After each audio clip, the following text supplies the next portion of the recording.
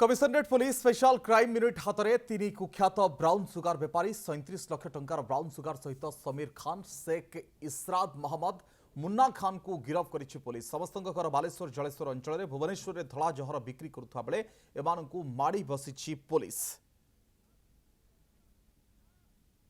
कला मुखा पिंधि तीन व्यक्ति होती भुवनेश्वर रे काया विस्तार करथिबा धला जहर बेपारी। ये तीन जन को भलसे देखि रखंतु एभली कुकर्म करछंती जाफल से निज मुह लुचाइया बाध्य होगा पड़ुछि जहाँ को कमिशन पुलिस कब्जा राजी पड़छंती। सेथि मध्यरु ए शेख मुन्ना खां शेख इरशाद मोहम्मद आउ समीर खां ए तीन जन जाक विभिन्न अंचल धड़ा जहर आनी बर्तमान जितेबाला भुवनेश्वर कोण अनुकोण बेपार करते कॉलेज छात्र छात्री को टार्गेट करुले सेतेबेले सेमाने कमिशन पुलिस जाल में पड़ती एवं स्पेशल स्क्वाड ताको माड़ी बसी गोटे केजी पाखापाखी ब्राउन सुगार अर्थात धड़ा जहर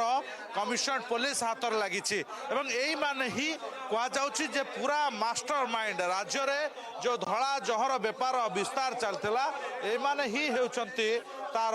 मास्टर माइंड एमान को कमिशन पुलिस स्पेशल स्क्वाड धरी स्पेशल क्राइम यूनिट हाथ में लगी जो माने पाखापाखी केजीए ब्राउन सुगार को पहुंचाई जार आनुमानिक मूल्य कोटिए टंकार ऊर्ध्व हेब जहाँ आप देखुंती से पाखर दुई दुईटी बाइक किछि टंका मोबाइल एवं केजीए पाखापाखी ब्राउन सुगार को बर्तमान स्पेशल क्राइम यूनिट जबत करिछि एवं एही माने ही कॉलेज छात्र छात्री को खराब बाट जीवाई बाध्य करुले खराब बाट को जीवाई एमाने प्रवर्ताउले एवं धड़ा जहर बेपार करने सहायक होते निहत ये जो खाम देखुं रही ये धड़ा जहर एवं ये हूँ से दृश्य आप देखुंत ए तीन जन बेपारी जिते कमिशन पुलिस हाथ में लगी से केवल ये तीन ना एमाने केवल ये तीन ना आउ अन्य सदस्य रही तार खोलताड़ करुच्ची कमिशन पुलिस तेणु ये तीन जन कहुच्छी जे कड़े ए पूरा राकेट्र मास्टर माइंड थिले किंतु एमाने केउठु आणुथिले